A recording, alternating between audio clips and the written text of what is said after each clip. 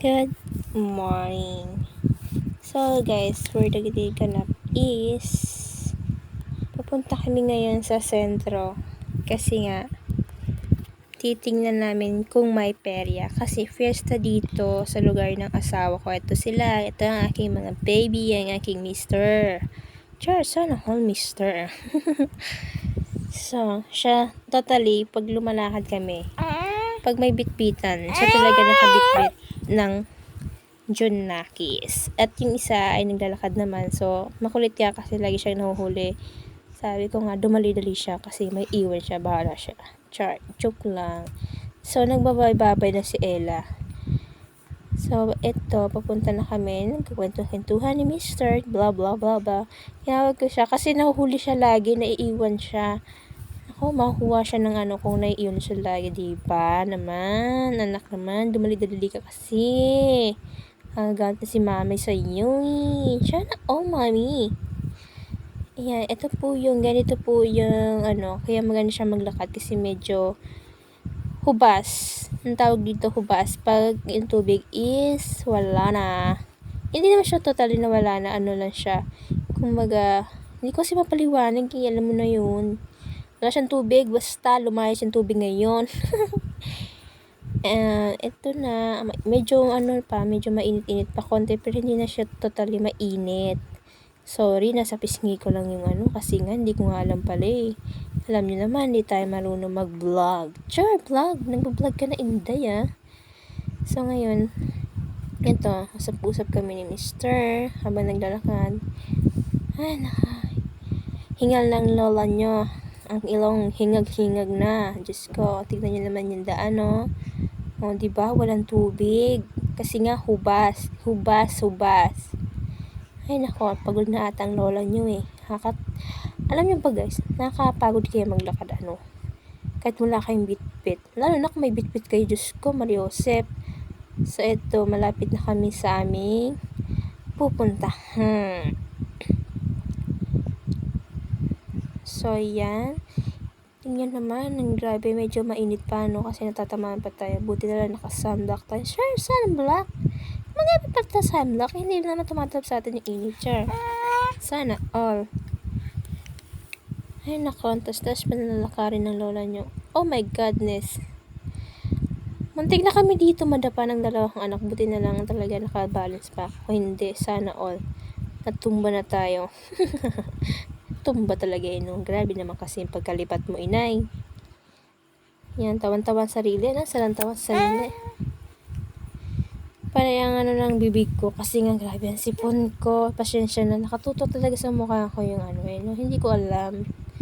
Gandang-ganda yung cellphone sa mukha ko. Ako pangit na pangit ako sa pagmumukha ko. Char! Sana all. Ay nako. Lakad pa more. Lakad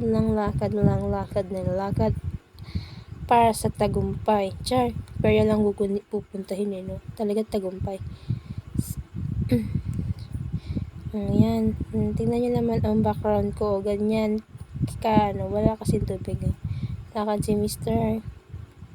Bit-bit ng aking dalaga. Akin? Hindi sa kanya. Isabihin. Amen. Ganon.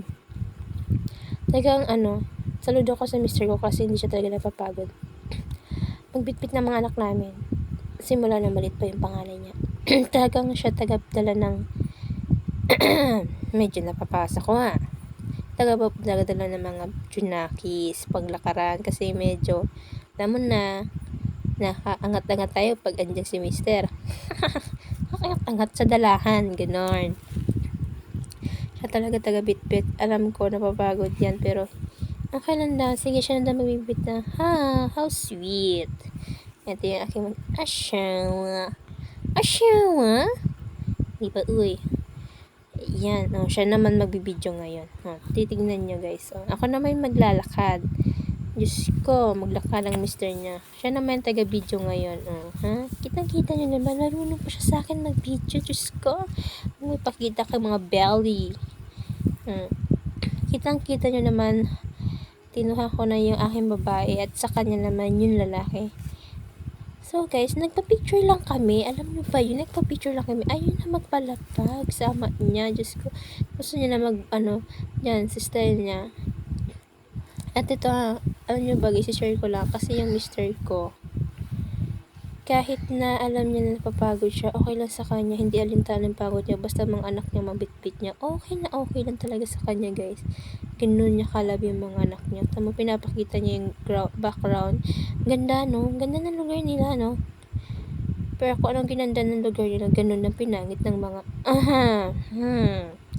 char, hindi naman lahat. Obviously, ako lang yung pangit dito hehehe, napadpad kasi, char. Sana all. Sa naman na ng video joke lang bigla sabi ko, kayo naman mga cheesy, alam niyo naman, chillax lang. So guys, ako naman may bitbit ng anak ko ngayon. Pumapalakpak siya no, naririnig niya na yung tugtog, kaya sumasayaw-sayaw na yung kamay niya. So guys, yan, malapit na kami sa may sentro. Ang haba ng lakaran namin guys, nung sige ng lakad, hindi pa kami nakakarating sa aming papururoonan, ganun. Ayan lang, ganyan kalawak.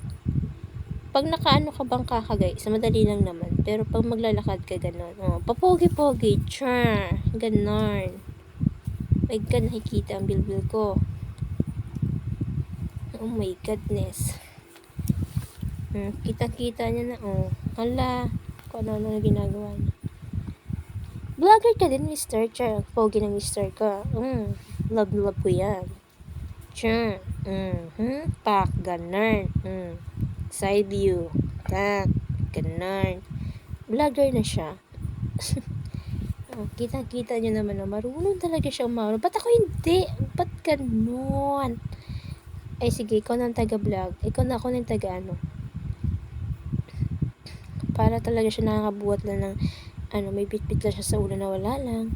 Kasi anak ko, para siya lumilipad na hindi niya alam, nakapasan lang siya sa papang niya.